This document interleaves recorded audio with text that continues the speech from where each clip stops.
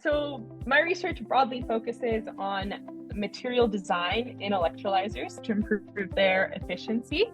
And what this device basically does is it takes in electricity, ideally from something like a solar panel or a wind turbine, and it uses this electricity to break apart water molecules into hydrogen and oxygen gas.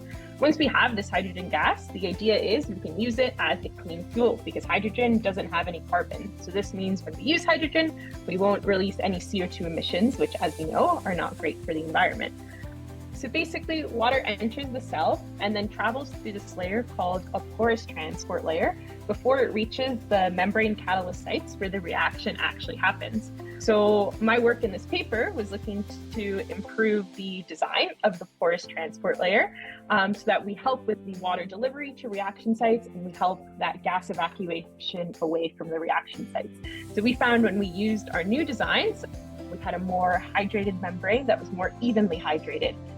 And we attribute some of the improvement in performance that we saw in our cells with these designs to that membrane hydration. So where this work fits in is, okay, if we gain a little bit of improvement in efficiency, once we multiply that at scale, that could have meaningful impacts down the line.